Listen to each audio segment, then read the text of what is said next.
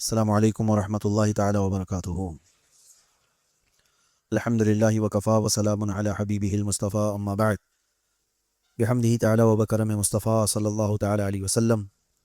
آج کی اس شب میں قرآن عظیم کے 13 پارے مکمل ہو چکے۔ اللہ کریم بقیہ قرآن عظیم کو صحیح تجوید سے پڑھنے اور آپ سب کو خشوع و خضوع کے ساتھ سماعت کرنے کی توفیق عطا فرمائے۔ آج ہم نے سورہ رعد کی تلاوت کی اور سورہ ابراہیم کی تلاوت، سورہ یوسف کا جو بقیہ حصہ تھا وہ آج تلاوت ہوا۔ جیسے کہ کل میں نے آپ سے عرض کیا تھا، اللہ تعالیٰ نے سورہ یوسف کے متعلق فرمایا نحن نقص علیک احسن القصص، اے محبوب ہم آپ کو سب سے بہترین قصہ سناتے ہیں۔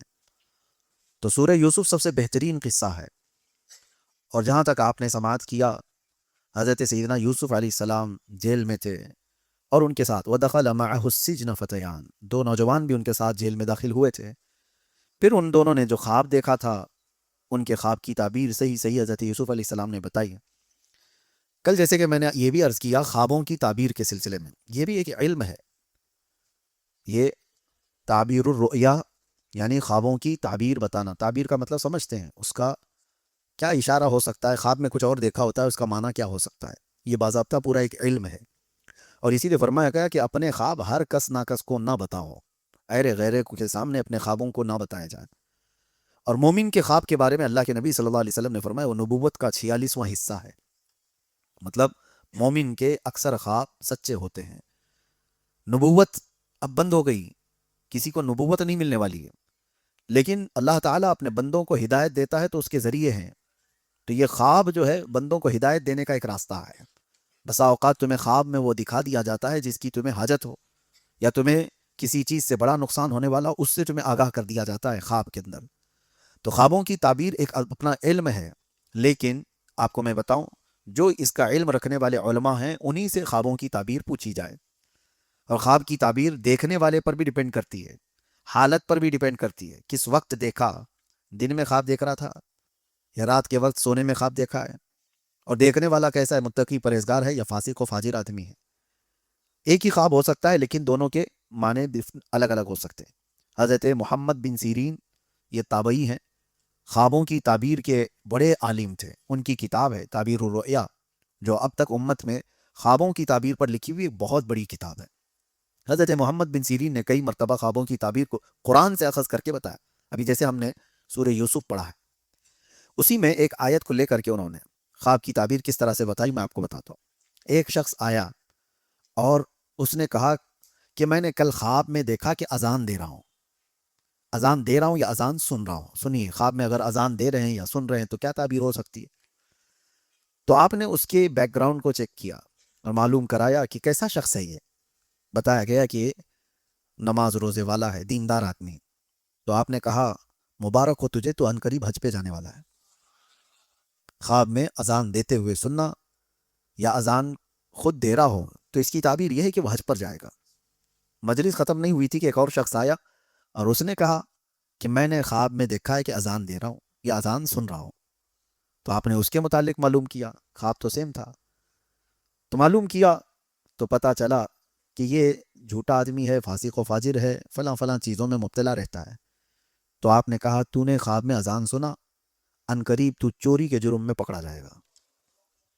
کتنی ڈفرینٹ ہے، بہت زیادہ الگ ہے۔ دیکھا کچھ اور ہے اور اس کی تعبیر، اور دونوں کو انہوں نے قرآن کی آیت سے بتایا۔ پہلے والے کو کہا، اللہ قرآن میں فرماتا ہے وَأَذِّن فِي النَّاسِ بِالْحَجِّ، جہاں حج کا ذکر آیا ہے وہاں اذن کہا ہے اللہ تعالیٰ نے کہ بلاؤ لوگوں کو، اذان دو یعنی اعلان کرو۔ اس آیت سے کہا کہ وہ حج پر جانے والا ہے۔ اور دوسرے کو جو چوری کا آپ نے فرمایا چوری میں پکڑا جائے، اس کو بھی آیت سے بتایا، قالوا اذن مؤذن بینہم، یہ سورہ یوسف میں ہے کہ ایک اعلان کرنے والے نے اعلان کیا کہ یوسف علیہ السلام کے جو اب واقعہ ہے اس میں آپ سماعت کریں گے، ان کی کٹوری چوری ہو گئی اور پھر چور پکڑے بھی گئے۔ 30 آیت سے انہوں نے کہا کہ جو خواب میں فاسق و فاجر آدمی نے اذان دیتے ہوئے سنا ہے تو وہ چوری کے جرم میں پکڑا جائے گا۔ خوابوں کی تعبیر ایک اپنا علم ہے۔ کبھی ایسا ہوتا ہے کہ کسی کی موت دیکھنا وہ اس کی زندگی کی علامت ہے، اس کی لمبی عمر کی علامت ہے۔ مجھے آج آپ کے سامنے میں شیئر کرتا ہوں خوابوں کی تعبیر کیونکہ چلتے پھرتے رہتے ہیں تو وقت نہیں ملتا بہت ساری چیزوں کو دیکھنے کا، اور کبھی کبھار ایسا ہوتا ہے کہ خواب آدمی بھول جاتا ہے۔ مجھے بات یاد آتی ہے، کچھ بزرگ جو انتقال کر چکے ہیں، وہ اگر آئے ہیں ملاقات کرتے ہیں، ہنسی خوشی بات چیت ہو رہی ہے، یہاں تک تو ٹھیک ہے، لیکن گلے ملتے ہیں جو انتقال کر چکے ہیں، ہم تو اچھا ہی سمجھتے ہیں، انتقال کیے ہوئے ہمارے باپ ہیں، چاچا ہیں، کوئی بھی ہیں۔ وہ تو مجھے کافی دنوں کے بعد میں خواب کی تعبیر دیکھا تو پتا چلا کہ مرے ہوئے پرانے لوگ اگر گلے مل لیں تو اس کے جیل جانے کا اندیشہ ہے، اس کے جیل میں قید ہونے کا اندیشہ ہے۔ خوابوں کی تعبیر ایک بڑا علم ہے۔ اب آپ کو میں ایک بات بتاتا ہوں، خلیفہ ہارون رشید کی بیوی زبیدہ خاتون نے بھی ایک بار خواب دیکھا تھا، اور اتنا بھیانک خواب دیکھا تھا، یہ حضرت محمد بن سیرین کے حیات میں موجود تھی، جب وہ تابعی خود موجود تھے، خوابوں کی تعبیر کے سب سے بڑے عالم ہیں۔ تو زبیدہ خاتون نے خواب یہ دیکھا کہ اجتماعی طور پر بہت سارے لوگ ان کی عزت لوٹ رہے ہیں، عصمت دری ہو رہی ہے۔ تو بہت سارے لوگ خواب میں کسی ایک عورت کی عزت لوٹ رہے ہوں تو کتنا بھیانک ہے، عورت تو ڈر جائے، بھیانک خواب ہے۔ صبح اٹھی تو پریشان ہوئی، کس سے خواب کی تعبیر پوچھوں؟ اس نے زبیدہ خاتون نے بتانے کو بھی شرم محسوس کیا کہ کیسے میں کسی کو بتا سکتی ہوں کہ خواب میں میرے سارے مرد حضرات عزت لوٹ رہے تھے۔ تو اپنی ایک خادمہ سے زبیدہ خاتون نے کہا کہ جاؤ حضرت سیدنا محمد بن سیرین کے پاس اور جا کر کے ان سے کہنا کہ تو نے خواب دیکھا، توجہ چاہتا ہوں، تو نے خواب دیکھا کہ بہت سارے مرد میری عزت لوٹ رہے تھے۔ کیسے کہے گی وہ بادشاہ کی بیوی نے ایسا گندا خواب دیکھا ہے؟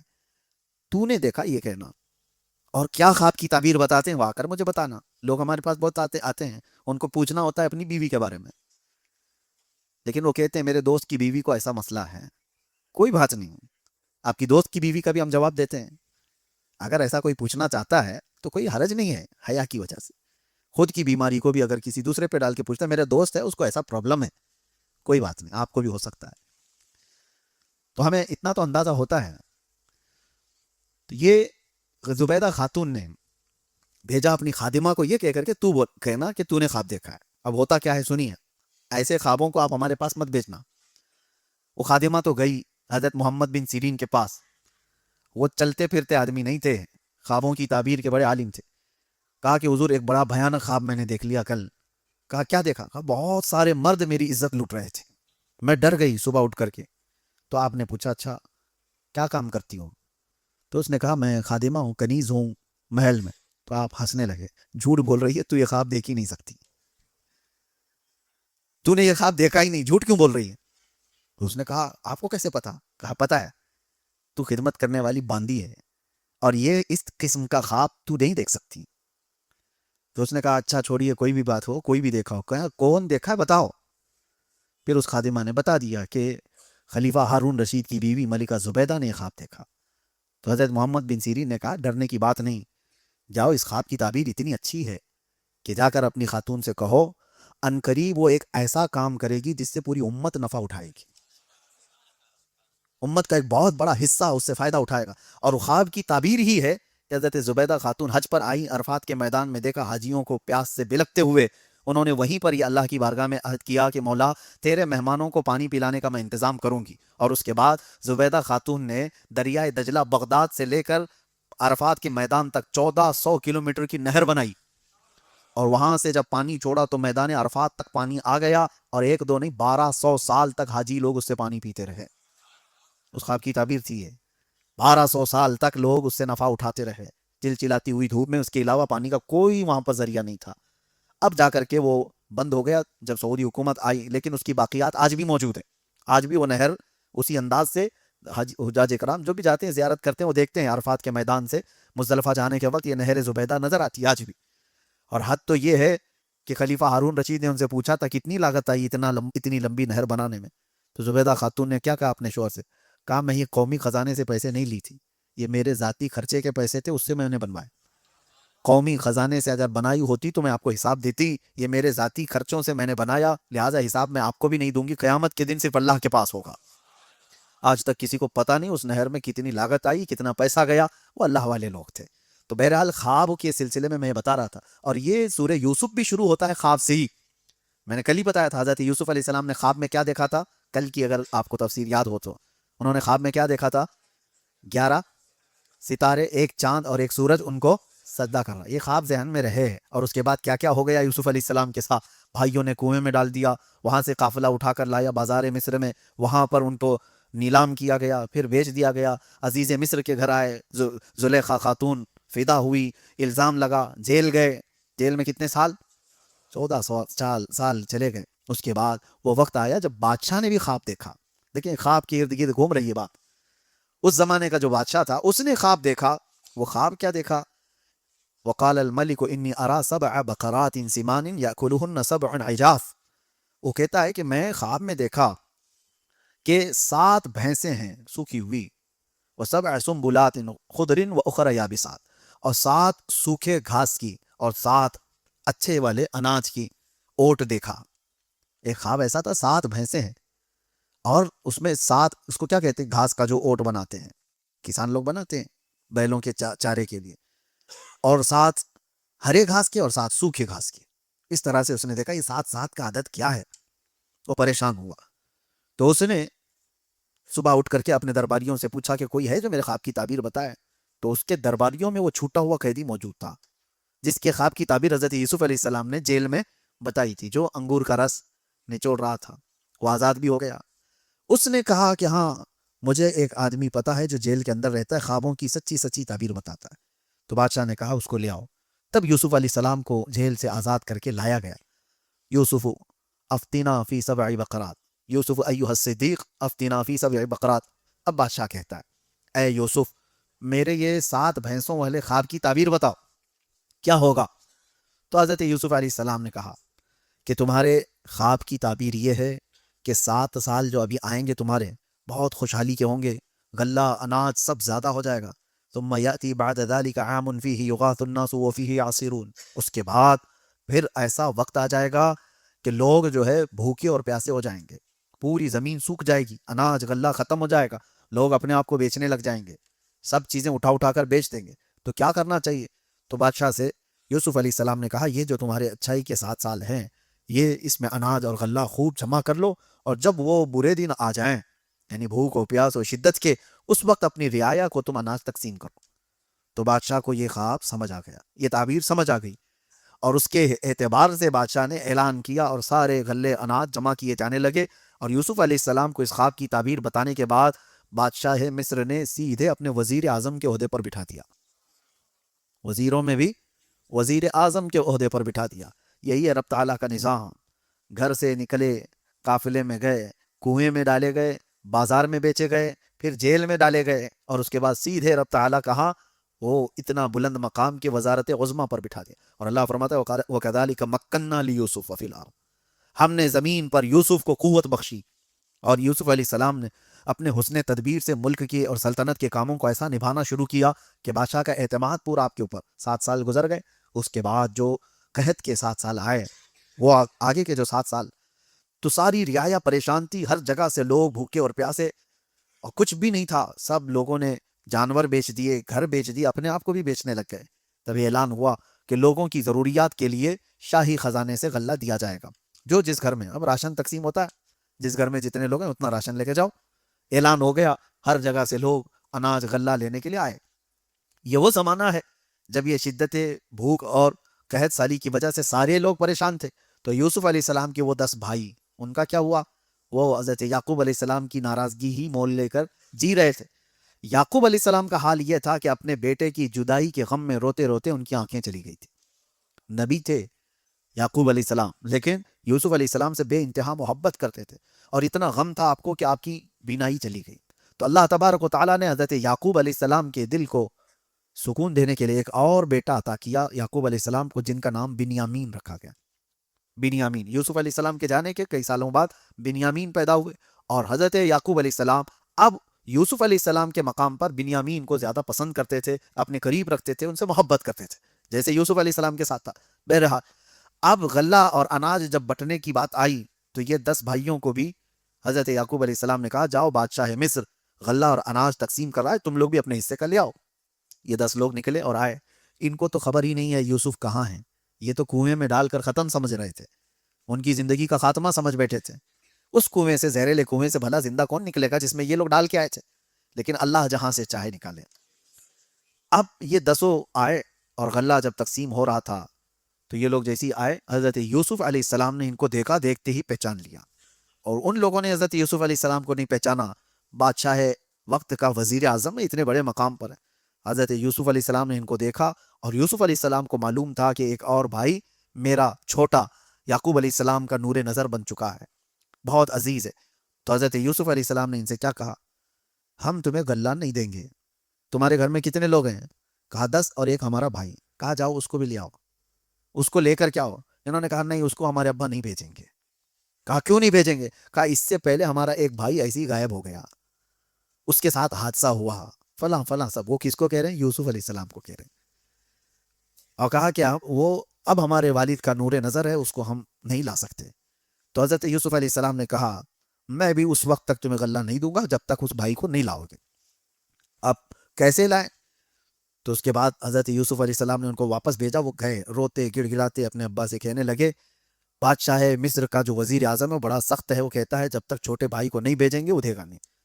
حضرت یعقوب علیہ السلام جلال میں آ گئے اور کہا اس سے پہلے بھی تم لوگوں نے ایسی ہیلے بہانے کر کے مجھ سے یوسف کو دور لے گئے، اور کچھ وہاں ان کے ساتھ غلط ہوا، میں نہیں چاہتا کہ میرے اس چھوٹے سے بیٹے کو بھی تم لوگ کچھ کرو۔ انہوں نے قسمیں کھائی، قدموں پہ گرے اور کہا کہ ہم سے جو خطا ہوئی، اتنے سالوں سے ہم آپ کی ناراضگی مول لیے ہوئے ہیں، ہرگز ایسا نہیں ہوگا، پوری ان کی حفاظت کریں گے، ان کے بغیر تو بادشاہ ہمیں کچھ دینے کو راضی بھی نہیں۔ حضرت یعقوب علیہ السلام نے ان کو بھیج دیا، چھوٹے بیٹے کو بھی، بنیامین کو لے کر کے 10 بھائی آئے۔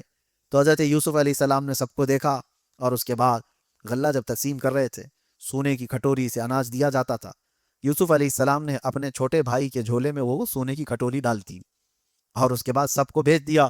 تھوڑی دیر گزری تھی کہ آپ نے اعلان کروایا کہ شاہی خزانے کی کھٹوری چوری ہو گئی، ناکہ بندی کی جائے اور تلاشی لی جائے، کون لوگ ہیں جنہوں نے یہ چرایا ہے۔ سب کی تلاشی لی گئی تو وہ 10 بھائیوں کے بعد جو چھوٹے تھے بنیامین، ان کے جھولے میں مل گئی، ان کو پکڑا گیا، کہا گیا کہ ان کو پکڑا جائے گا۔ یوسف علیہ السلام جیسے ہی ان کو پکڑ کر کے لائے، اب تو وہ رونا دھونا شروع کر دیے، ہمارے ایک بھائی کے ساتھ ایسا ہوا ہے پہلے، اب ہمارے باپ ہمارا اعتبار ہی نہیں کریں گے، اگر ان کے ساتھ بھی ایسا ہوا تو آپ رحم کرو۔ قالوا یا ایھا العزیز ان له ابا شیخا کبیرا فخذ احدنا مکانہ انا نراک من المحسنین۔ وہ کہتے ہیں ہم میں سے کسی ایک کو پکڑ کے رکھ لو، اس کو چھوڑ دو، یہ 10 ہے نا، ہم ان میں سے کسی ایک کو رکھ لو، آپ اس کو چھوڑ دو، آپ بہت اچھے لگتے ہو۔ انہوں نے کہا وہی کل والی بات میں نے جو کہا، جیل والوں کو جس کی ضرورت ہے اس کو ہی پکڑا جاتا ہے۔ حضرت یوسف علیہ السلام نے کہا قال معاذ اللہ ان ناخذ الا من وجدنا متاعنا عنده، ہرگز نہیں، اللہ معاذ اللہ، میں کسی ایسے کو کیوں پکڑوں جس کے پاس یہ کھٹوری نہیں ملی، جس کے پاس ملی اسی کو پکڑوں گا۔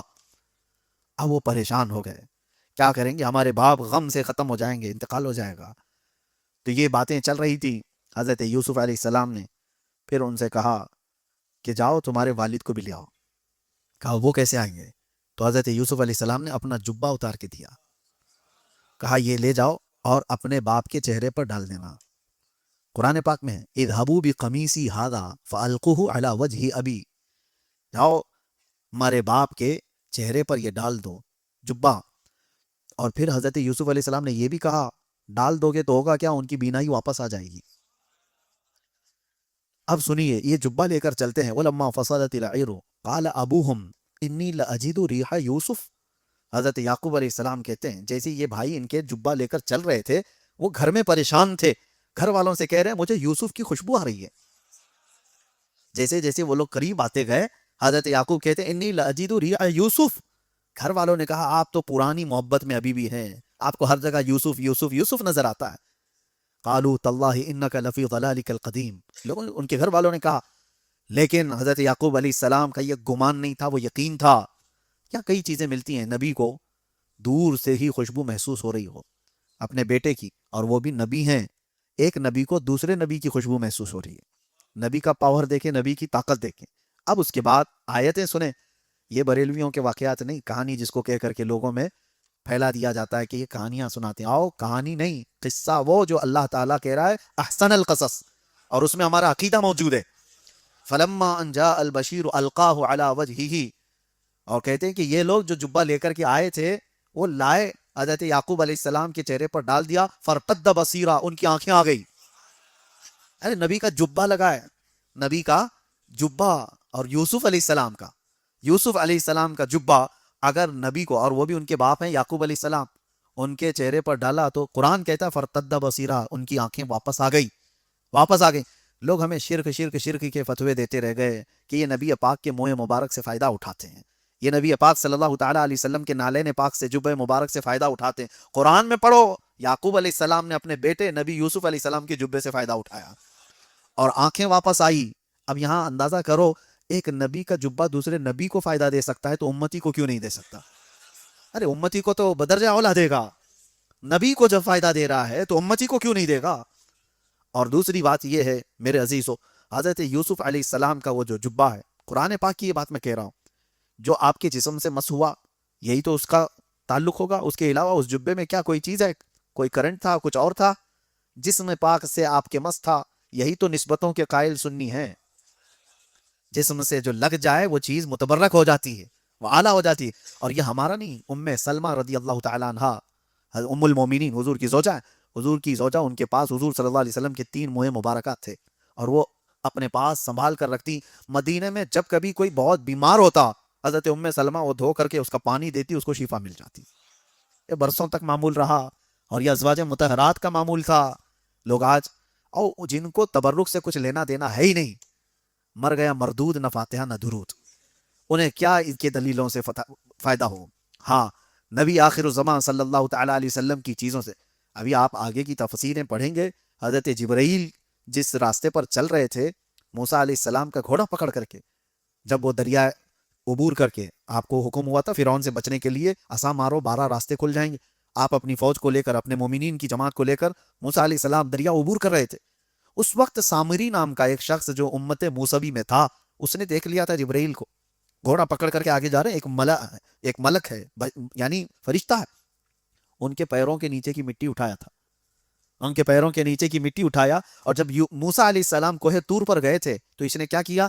پورے لوگوں کے سونے چاندی جمع کیے، پگھلا کر کے ایک بچڑا بنایا. ہاں وہاں پر بھی اس نے گاؤں ماتا بنایا اور اس کے بعد اس میں وہ مٹی ڈال دیا. کون سی؟ جو جبرائیل امین علیہ السلام کے قدموں کے نیچے سے اس نے اٹھایا تھا. ہاں وہ قرآن پاک میں قال بصرت بما لم يبصروا به فقبضت قبضة من اثر الرسول فنبذتها وكذلك سولت لي نفسي. وہ کہتا ہے میں نے وہ سونے کے بنے ہوئے بچڑے کے منہ میں وہ مٹی ڈال دیا تو بچڑا بولنے کے قابل بن گیا. بیٹری والا بچڑا نہیں تھا، ہاں سیل لگا کر کے بولا جا رہا ہو. اس زمانے میں موسیٰ علیہ السلام کے زمانے میں اس نے بولنے کے قابل بنایا اور لوگ جو ہے اس کو خدا سمجھ بیٹھے. کتنے تو شرک کر گئے، سجدے میں گر گئے، اس بچڑے کی محبت ان کے دلوں میں بیٹھ گئی اور شرک ایسا کیے کہ اللہ کا عذاب آیا ان پر. موسیٰ علیہ السلام جب واپس آئے تو دیکھ کر جلال میں. اب یہاں میں بتانا چاہتا ہوں جبرائیل امین کے قدم کے نیچے کی مٹی اٹھا کر کے بے جان بچڑے کے منہ میں ڈال دیا جائے، وہ بولنے کے قابل ہوتا ہے. تو جہاں رحمت عالم صلی اللہ علیہ وسلم جس مدینے پہ چلے ہوں، کیا وہ مدینے کی مٹی کھا کے شفا نہیں ہوگی؟ تراب المدینۃ فیہ شفاء، مدینے کی مٹی میں شفا ہے. غبار المدینۃ فیہ شفاء، وہاں کی دھول میں بھی شفا ہے. صحابہ جب مدینہ طیبہ سے چلتے تھے تو اپنے چہروں پر لگی ہوئی دھول کو صاف نہیں کرتے، اکثر اس لیے کہ وہ جلد کے لیے شفا ہے. حضور پاک صلی اللہ علیہ وسلم کے قدم جہاں پر پڑے ہیں وہ شفا ہے. جو چیز مس ہوئی، یہ قرآن کے عقیدے کی بات میں بتا رہا ہوں. حضرت یوسف علیہ السلام کے والد آئے اور اب بینا تھے اور یہ 10 بیٹے اور چھوٹے بیٹے 11 لوگ مل کر کے آئے. یوسف علیہ السلام کو جیسی انہوں نے دیکھا، عزیز مصر بادشاہ بھی تھا اس وقت، اور حضرت یوسف علیہ السلام نے پھر اپنا قصہ بتایا کہ یہ میرے بھائی ہیں، یہ میرے باپ ہیں، یہ میرے چھوٹے بھائی، انہوں نے یہ کیا تھا فلاں فلاں، اور اللہ تعالیٰ نے مجھے وہاں سے نجات دیا، بازار میں پہنچایا، پھر پرانے بادشاہ کے گھر، وہاں سے جیل، جیل سے تمہارے دربار میں. یہ اللہ تبارک و تعالیٰ کی حکمتیں ہیں، جسے جہاں سے چاہتا ہے اٹھا کر بلند کرتا ہے. اور پھر اپنے بھائیوں سے کہا لا تثریب علیکم اليوم یغفر اللہ لکم، آج تمہاری کوئی پکڑ نہیں، اللہ تمہاری بخشش کرے. بھائیوں کو انہوں نے معاف کر دیا، آج میں تمہاری کوئی پکڑ نہیں کرتا، اللہ معاف کرے، میں تمہارے لیے استغفار کرتا ہوں. جیسے ہی یوسف علیہ السلام نے یہ کہا، وہ سارے لوگ یوسف علیہ السلام کی تعظیم میں سجدے میں گر گئے، سجدے میں گر گئے. فلما دخلوا علی یوسف آوا الیہ ابویہ وقال ادخلوا مصر ان شاء اللہ آمنین. یہاں سے اللہ تعالیٰ فرماتا ہے ورفع ابویہ علی العرش وخروا له سجدا وقال یا ابت ھذا تأویل رؤیاہ. اس میں کتنے لوگ سجدے میں گر گئے؟ 11 بیٹے، یعقوب علیہ السلام اور عزیز مصر. حضرت یوسف علیہ السلام کہتے ہیں بچپن میں نے جو خواب دیکھا تھا، اے میرے والد یہ اس کی تعبیر ہے، یہ 11 ستارے ہیں، ایک چاند ہے اور میرا باپ سورج ہے.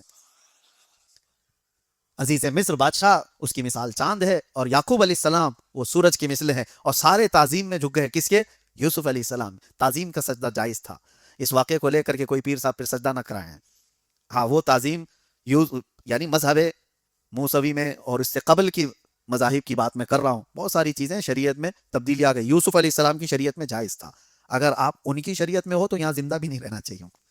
یہ امت محمدیہ ہے، شریعت چلے گی تو میرے مصطفیٰ کی ہوگی۔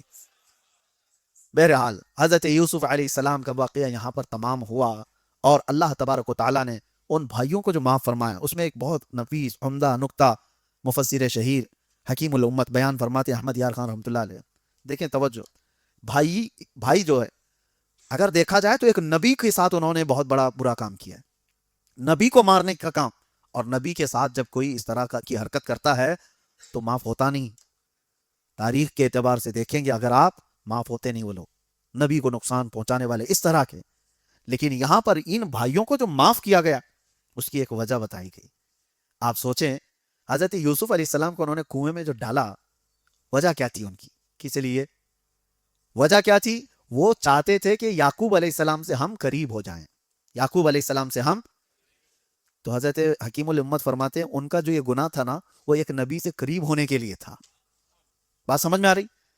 انہوں نے جو یہ خطا کی ہے اپنے بھائی کے ساتھ، جب وہ ابھی نبی نہیں تھے، لیکن کیا بھی کیوں؟ ایک نبی سے قریب ہونے کے لیے، یعقوب علیہ السلام سے قریب ہونے کے لیے انہوں نے خطا کی تھی۔ تو اللہ تبارک و تعالیٰ اپنے نبی کے لیے کرنے والی کوئی خطا کو معاف کر دیتا ہے۔ یہ حکیم الامت بیان فرماتے ہیں نبی کیا قرب حاصل کرنے کے لیے، نبی کی محبت حاصل کرنے کے لیے ہو گئی ان سے خطا جان بوجھ کے، اب نہیں کرنا چاہیے، لیکن ہوئی ہے خطا تو اللہ تعالیٰ اس کو معاف فرما دیتا ہے۔ اسی لیے میرے عزیزو، نبی کے لیے جو جو چیزیں کی جاتی ہیں نا، وہ نشانی بن جاتی ہیں۔ اسی طرح سے آج بھی سیدہ ہاجرہ کا دوڑنا یہ نشانی کیوں بن گیا؟ پانی پلانے کے لیے اپنے بیٹے کے لیے وہ دوڑتی رہیں، پانی تو ان کو ملا نہیں، اللہ تعالیٰ نے اسماعیل علیہ السلام کے قدموں کے نیچے سے ہی پانی ظاہر کر دیا، لیکن ان کا دوڑنا عبادت کیوں ہو گیا؟ اس لیے کہ وہ ایک نبی کی پیاس بجھانا چاہ رہی تھی، ایک نبی کے لیے دوڑی تو وہ نشانی بن گئی۔ آج جو نبی کے لیے کھڑا ہوگا وہ دنیا کی نشانی بن کر رہے گا، جو نبی کی محبت میں کھڑا ہو اللہ تبارک و تعالیٰ اسے نشانی بنا دیتا ہے۔ سورہ یوسف کو اللہ تبارک و تعالیٰ نے جتنی تفصیل سے بیان کیا ہے، آپ کو بھی چاہیے کہ سن کر کے چلے نہ جاؤ، بلکہ اپنے بچوں کو بھی یہ احسن القصص بیان کرو۔ اللہ کے نبی یوسف علیہ السلام کون تھے، ان کا خاندان کیا تھا، ان کے ساتھ کیا کیا ہوا، بعد کی بہت سارے الحاقات میں قرآن میں جتنا آیا میں نے آج بیان کر دیا۔ اور بھی کچھ بہت ساری چیزیں حضرت زلیخا کے بارے میں بہت ساری روایات آئی ہیں کہ یوسف علیہ السلام سے پھر ان کی ملاقات ہوئی، بعد میں انہوں نے یوسف علیہ السلام کو معاف بھی کیا، ان کی عمر بھی زیادہ ہو گئی تھی، پھر اللہ تبارک و تعالیٰ نے یوسف علیہ السلام کی دعا سے ان کو جوانی بھی دی، اور پھر انہوں نے نکاح بھی کیا۔ یہ دوسری روایات ہے، لیکن قرآن پاک میں اس کا ذکر نہیں ہے۔ بہرحال بہت ساری چیزیں ایسی ہیں جس کا ضروری نہیں ہے حضرت زلیخا کے ساتھ کیا ہوا کیا نہیں ہوا، ہمیں جتنا بتایا گیا ہے اتنا جاننا ضروری ہے، اور جس چیز سے ہمارے لیے عبرت ہے اللہ نے اس کو بیان کر دیا یا رسول اللہ نے اس کو بیان کر دیا۔ لیکن کچھ لوگ، ابھی مجھے بہار سے ایک فون آیا تھا، اور وہ کہہ رہے ہیں کہ مسلسل 1 مہینے سے میں آپ کو رابطہ کرنے کی کوشش کر رہا ہوں، بہت پریشان ہوں۔ تو میں نے پوچھا کیا ہے، کس چیز کے لیے، کون سی ایسی چیز ہے؟ انہوں نے کہا حضرت موسیٰ علیہ السلام کی بیوی کا نام کیا تھا؟ تو میں کہا آپ کو اس سے کیا لینا دینا ہے؟ امت محمدیہ میں آپ کو کسی چیز نہیں، میں بس ایسی پریشان تھا۔ اسی طرح سے حضرت امام احمد ایک بڑے بزرگ تھے، ان کے پاس ایک نے سوال کیا تھا شیطان کی بیوی کا نام کیا تھا؟ آپ نے جواب میں کہا میں اس کی شادی میں گیا نہیں تھا۔ لا یعنی چیزوں کو مت پوچھو، جو تمہاری زندگی میں حلال و حرام، فرض اور واجب، وہ چیزیں جو تم سے تمہاری شریعت سے ریلیٹڈ ہیں، تمہاری زندگی سے تعلق رکھتی ہیں، وہ سوالات کیے جا سکتے ہیں اور ان کی کھوج بھی کی جا سکتی ہے۔ باقی دو تاریخ کا حصہ ہے، پچھلے تاریخ کا حصہ، جتنا اللہ نے اور اس کے رسول نے ہمیں بتایا بس اتنا ہی کافی ہے، اور باقی ان کی زندگیاں جتنی طویل گزری ہیں۔ اب 1,24,000 کم و بیش نبی، ان پر ایمان ہے یا نہیں؟ سب کا ذکر نہیں آیا ہے قرآن پاک میں اور حدیث پاک میں، سب کا ذکر نہیں آیا، اور آپ کو حکم بھی نہیں دیا گیا کہ ڈھونڈ کے نکالو ابھی، اور آپ کر بھی نہیں سکتے۔ جتنے نبیوں کے ذکر آپ کو ضروری تھے، عبرت کے لیے سنانے تھے، اللہ نے سنا دی، اور نبی پاک صلی اللہ علیہ وسلم نے بتا دی۔ تو جتنا ہمارے پاس تاریخ کا حصہ ہے اتنا ہی ہمیں معلوم کرنا چاہیے، اس کے علاوہ کی ضرورت ہے۔ ہاں، آپ کو زندگی گزارنے کے معاملات پر ضرور توجہ دینی چاہیے، حلال کیا ہے، حرام کیا ہے۔ میرے لیے یہ کھانا صحیح ہے یا نہیں، یہ کام کرنا صحیح ہے یا نہیں، ان تمام چیزوں کی تحقیقات کرو۔ اللہ تبارک و تعالیٰ کہنے سننے سے زیادہ عمل کی توفیق عطا فرمائے۔ ایک آیت کریمہ اور ہم نے تلاوت کی ہے، اللہ فرماتا ہے الذین آمنوا وتطمئن قلوبهم بذکر اللہ الا بذکر اللہ تطمئن القلوب۔ اللہ فرماتا ہے بے شک وہ لوگ جو ایمان لائے ان کے دلوں کا سکون اللہ کے ذکر سے ہے۔ آگاہ ہو جاؤ اللہ بذکر اللہ، اللہ فرماتا ہے خبردار، اللہ کے ذکر سے دلوں کو سکون ملتا ہے۔ اپنے دل کو سکون دینا چاہتے ہو، قرار واقعی دینا چاہتے ہو، اللہ کے ذکر میں اپنے آپ کو مصروف رکھو۔ برسوں ہو جاتے ہیں، مہینوں ہو جاتے ہیں، لوگ اللہ کا ذکر نہیں کرتے۔ ذکر کی کئی قسمیں ہیں، ذکر باللسان یعنی زبان سے، ذکر بالجوارح اعضاء سے بھی اللہ کا ذکر کرتا ہے آدمی، اور عبادت کے ذریعے سے بھی اللہ کا ذکر کرتا ہے، قلب سے بھی اپنے اللہ کا ذکر کرتا ہے۔ ذکر کے کئی طریقے ہیں، اور اللہ نے قرآن میں کیا فرمایا؟ فَاذْكُرُونِی اذکرکم، تم میرا ذکر کرو میں تمہیں یاد کروں گا۔ اللہ تبارک و تعالیٰ کا یہ وعدہ ہے، اور وہاں یاد کرے گا جہاں دنیا تمہیں یاد نہ کرے۔ تمہاری قبر میں کوئی تمہیں پوچھنے والا نہیں، لیکن اللہ تبارک و تعالیٰ تمہیں وہاں پر یاد فرمائے گا۔ تو یہ ذکر کے بغیر مردہ ہے آدمی، اور ایسی ہی سمجھ لو ہماری روح بیمار ہوتی چلی جاتی ہے۔ دل کے متعلق فرمایا میرے آقا صلی اللہ علیہ وسلم نے، جب پیدا ہوتا ہے بندہ تو ایسا اس کا دل صاف شفاف آئینے کی طرح ہوتا ہے، پیدا ہوتا ہے، اور جب وہ بڑا ہو کر شعور آتے ہیں اور گناہ کرتا ہے تو اس کے دل پر ایک دھبا لگایا جاتا ہے، اور اس کے بعد وہ دھبا اس کو دوسرے گناہ پر ابھارتا ہے۔ ایک بار کر لیا نا تو کیا فرق پڑتا ہے، کچھ ہوا تو نہیں، دوسرا گناہ کرتا ہے، پھر تیسرا گناہ کرتا ہے، پھر چوتھا گناہ کرتا ہے۔ یہ گناہ اس کو اور آگے پش کرتے جاتے ہیں کہ پہلا والا گناہ اس کو تقویت دیتا ہے، سپورٹ کرتا ہے، کچھ ہوتا نہیں ہے، ایک بار جھوٹ بولنے سے کچھ ہوا تو نہیں، بچہ شروعات یہاں سے کرتا ہے، چوری کر کے بھی دیکھ لیا کوئی پکڑا نہیں، اور دوسری کر لو، دوسری کے بعد تیسری، تیسری کے بعد بڑی، یہ چلتا رہے گا۔ اور میرے آقا صلی اللہ علیہ وسلم فرماتے ہیں ایک وقت ایسا آ جاتا ہے اس کے دل پر کالے نقطے بیٹھتے بیٹھتے پورا دل کالا ہو جاتا ہے، اور دل جب کالا ہو جاتا ہے تو پھر اس کو نہ عبادتوں میں دل لگتا ہے، نہ قرآن پڑھ سکتا ہے، نہ زیادہ دیر تک مسجد میں بیٹھ پاتا ہے، نہ غربا و مساکین کو خیرات کر پاتا ہے، نہ اس کو آیات عذاب ہلا پاتے ہیں، نہ آیات قبر۔ وہ جنازے دیکھتا رہتا ہے، قبرستانوں میں ٹھٹے مار کر ہنستا رہتا ہے، یہ اس کی علامتیں ہیں جس کا دل کالا ہو چکا ہے۔ اسے نہ مردے کچھ الجھات پاتے ہیں، نہ قبروں کی زندگیاں اسے واضح و نصیحت کرتی ہیں۔ دل جب سیاہ ہو جائے تو یہ بہت سخت ہے، اور اس کے بعد کہا گیا نہایت جب دل سخت ہو جاتا ہے تو اس بندے کے متعلق کوئی بھروسہ نہیں کہ وہ کہاں تک گناہ کر سکتا ہے۔ وہ ماں سے زنا بھی کر سکتا ہے، باپ اپنی بیٹی سے زنا بھی کر سکتا ہے۔ یہ تمام چیزیں علامات بتائی کہ دل کو اتنا سیاہ ہونے نہ دو۔ کب ہوتا ہے یہ گناہ کرتے کرتے جب اس کا علاج ہی نہیں کرتا کوئی بندہ۔ اب اس کا علاج کیا ہے؟ قرآن کہتا ہے دل کو پاک کرنا ہو تو اللہ کا ذکر کرو۔ جب تم ذکر الہی کرو گے یہ میل چھٹتا جاتا ہے، دل کے اوپر سے نکلتا جاتا ہے۔ اور یہی تو بات ہے کہ اولیاء کاملین ان کا دل پاک ہوتا تھا، تمہارے جاتے ہی وہ تمہارے حالات کو دیکھ لیتے تھے۔ کیوں؟ ان کا دل آئینہ ہے، تم جو سوچ کر کے آئے ان کے آئینے میں چھپ جاتی تھی باتیں، ساری چیزیں۔ سامنے والا کیا سوچ کر کے آ رہا ہے، اس کے دل میں کیا چل رہا ہے، یہ اس ولی پاک کے دل پر چھپ جاتی۔ کیوں؟ پاک ہے دل، اور جب پاک دل جس طرف بھی گھومتا ہے وہ لوگوں کو چمکا کے جاتا ہے۔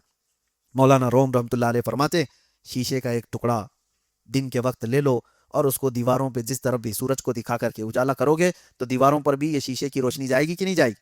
حالانکہ وہ لائٹ نہیں ہے، اس میں بیٹری نہیں ہے، لیکن دھوپ کی وجہ سے تمہارے ہاتھ کا شیشہ چمکتا ہے، جدھر بھی تم کرو گے، دیوار پہ، کسی کے منہ پہ، کہیں پر بھی۔ بچپن میں ہم کھیلتے تھے تو یہ شیشے کی روشنی ریفلیکٹ ہوتی ہے اور دوسری جگہ جا کر کے پڑتی ہے۔